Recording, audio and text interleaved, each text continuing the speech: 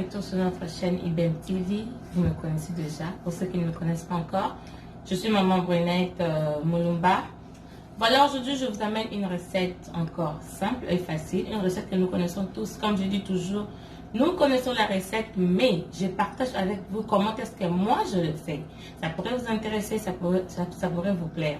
Voilà, allons découvrir la recette en question. Voici, aujourd'hui je vais partager avec vous comment est-ce que je vais préparer le pâte de porc, makoso en lingala. Nous les connaissons tous, toye biango, c'est ça, le pâte de porc. Je vais commencer par nettoyer mes mains. Comme je vous ai dit, les mamans, il faut toujours nettoyer les mains. Hein. Les mains doivent être propres, surtout en ces temps difficiles. Il y a Corona, il faut vraiment laver ses mains avant de commencer à cuisiner. Voilà, j'ai lavé mes mains. Je vais encore renettoyer ma viande. J'avais déjà nettoyé ça, mais je vais renettoyer juste pour vous montrer. Car une maman m'a dit de vraiment insister sur le lavage des aliments. Beaucoup de mamans disent qu'il faut insister là-dessus. Les mamans, nous savons que nous devons vraiment bien laver notre nourriture. Surtout en ces temps, j'insiste, surtout en ces temps, il faut que tout soit clean. Voilà, je vais encore nettoyer. J'ai déjà nettoyé comme je vous ai dit, mais je vais encore renettoyer. Voilà. Je peux rincer, mais vraiment, il faut très bien laver. Très bien laver. Si vous n'avez pas encore lavé, il faut bien laver. Moi, je vous ai dit, j'ai nettoyé déjà. Je vais juste rincer pour vous faire voir, pour vous rappeler qu'il faut nettoyer ces aliments. Voilà. Vous pouvez voir, non? C'est déjà propre, très propre. Comme vous voyez. Il ne faut que rincer. Même l'eau est claire. On n'a pas besoin de traîner là à nettoyer. Comme je vous ai dit, j'avais déjà nettoyé.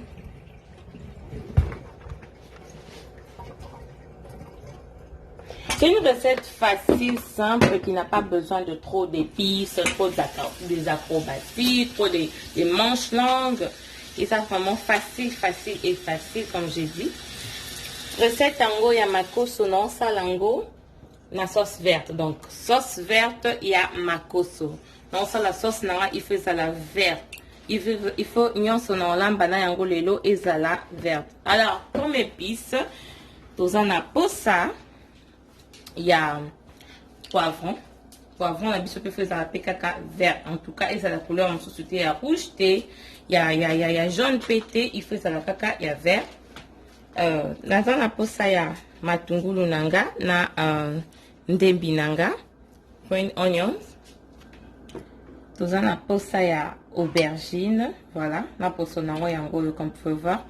Yanga na déjà na kati yango mike de bozomona na tiango déjà prêt dans le baki poivron et ça la verte et ça la couleur msusute matungulu nanga comme vous pouvez voir na kati déjà ndembi nanga et aussi aubergine nanga maza pour ça ya piment nanga il faut ça la verte nena sibino nyon c'est ça la verte parce que sauce c'est ça censé cause la verte il faut nyon c'est ça la verte maza pour ça ya quelques gousses d'ail dans un rosa ail il faut que ail ezala j'en ai là yanga tchana ngoli ba poso tout ça na posa ya jumbo oyo ezala jumbo mususu te ezala jumbo ya pondu o ezala vert et ça la que sauce na biso ezala vert kocha ya tomate te maman kocha mususu te ezala kaka jumbo vert. La zone na posa ya mwa muscade de tocha akabe plus na biso na biloko pecha magu elongo na mazei na zape na posa ya black pepper nanga mandambo juste na pe na posa ya feuille nanga feuille sala feuille de laurier pona ko chamagu na biloko nanga et na posa ni mungwa zanga te ya pona goût ya biloko voilà tozo banda sikoyo recette na biso no zo nzungu nangai. Je prends ma marmite, je vais rincer ma marmite. On a rincé un peu ma marmite, parce que je suis pas allée dans l'armoire, la poussière, la saleté. Donc je vais faire directement pour donc on aura la katia ya nzungu comme ça. Il faut na rincer nzungu na ngai très bien. Na rincer yango. Na rincer pe couvercle très bien. Voilà.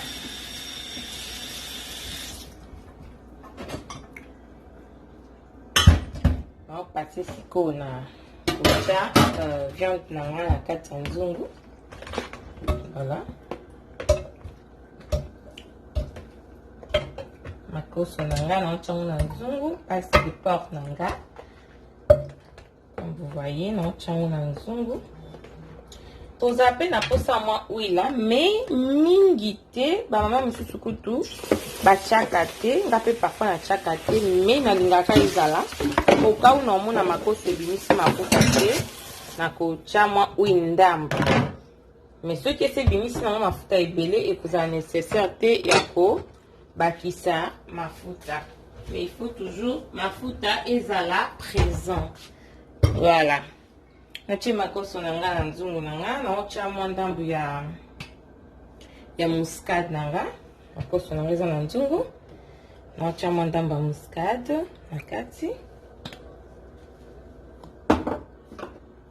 Na ocha mwa black pepper na nga.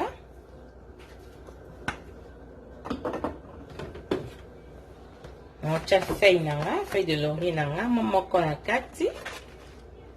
Voilà.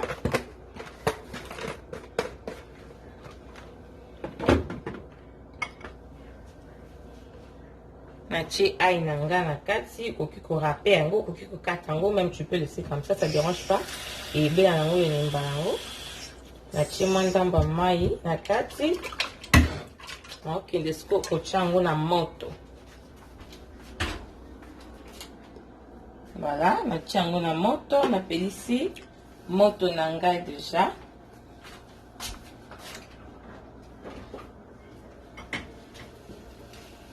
Okoki pe kotia mbala moko ndembi na yo.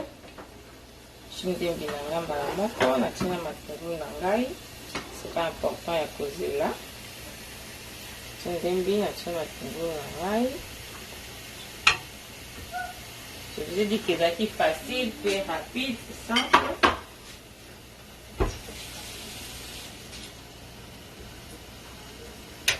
Natie pilipili na nga na kati, comme vous pouvez voir, on va que pilipili na nga ya vert na kati.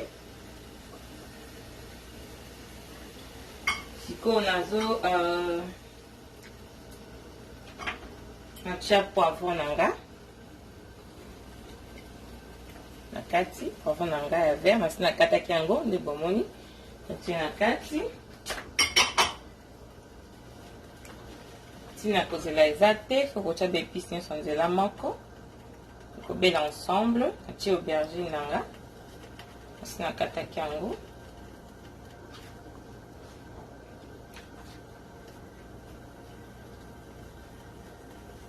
Natie mwa mai moke ya. Mwa moke na se. Voilà, nazo finika yango sikoyo, na finika yango comme ça. Nazela e matamwa moto etoka e kitama biloko wana nyonso na se, épices nyonso na se.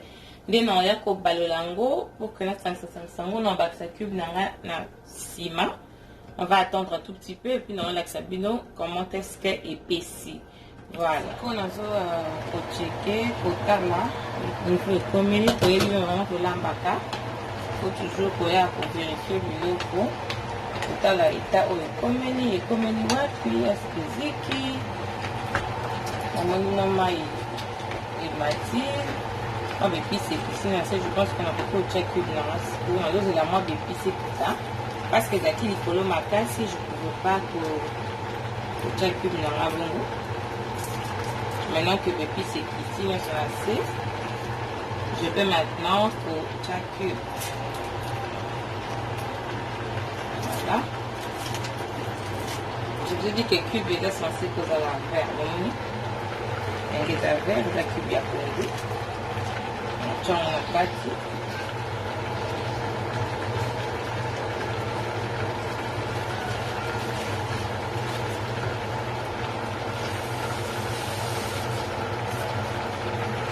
entièrement huile nangamu qui est caca et belleté parce que ma cause est bien ça déjà ma pita.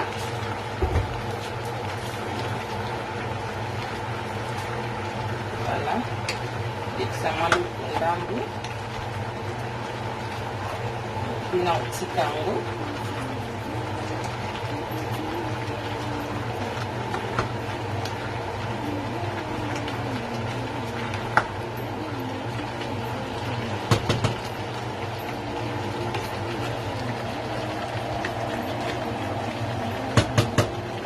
Que la moto non l'acceptino résultat final et ce sont encore sur le côté. Donc je vous avais dit que la qui simple rapide c'est une bablo et belleté depuis c'est ça nature donc bah ça sur une description pour la rappeler bien ma maman donc si on s'y peut autour de la donne par résultat dans les années il comme ouais copité au komeka toujours bilo pour vous savez komeka na taki na déjà que vu que ça monnaie na tiki yango.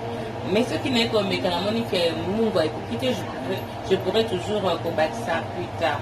Voilà tout ce qui est dans autant et puis tout l'autre résultat dans l'eau et vanille. Voilà les mamans, nazo, ta siko kota la suka na balola ko balola suka pour biloko na nga je peux dire que belli.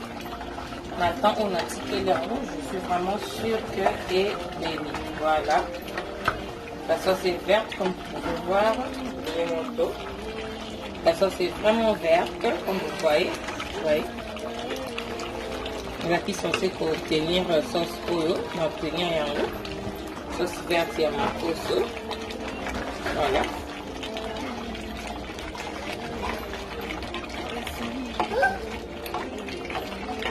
Donc on a du sebeli, ce qu'on a servir yango. On a la sabino ndengeni et koliama lelo. La recette nabiso et belli sauce verte ya makoso sauce verte ya pâte de porc yangoyo ili ya manamo makemba kutokisa na mwakwanga ukokoli yango pe so lingolia kanda kwa pamba ça dépend de toi so lingolia pe na makemba pamba ça dépend de toi na sangi ici pour vous montrer comment est-ce que okoki kolia yango yanga lelo na yango boye papa kolia yango boye je pense qu'il va vraiment adorer. Voilà, la sauce est verte. Ça c'est bimi couleur société bimi verte donc elle a qui simple facile et rapide et c'est une bandela milaïté comme je vous ai dit j'ai mis tout ensemble on a tiré la moto on a tiré penza huile est belle huile qui est comme vous pouvez voir ce qu'on a tiré huile est belle ma peau se déjà huile comme ça il y a qui est à la mafuta est belle voilà admirer repas mona. C'est tout pour aujourd'hui. Merci de nous avoir suivis. Restez connectés. Abonnez-vous sur notre chaîne IBM TV. Likez la vidéo si ça vous a vraiment plu. Pourquoi ne pas commenter? Reprochez-moi, dites-moi comment faire. On a bongisa wapi, on a retouché wapi pour que prochainement vous se retrouver. Et aussi partager avec les autres potos kabolamaï, les bissonions sort. C'était un tout pour aujourd'hui. Voilà, merci beaucoup. On se retrouve à la prochaine vidéo. Bye bye.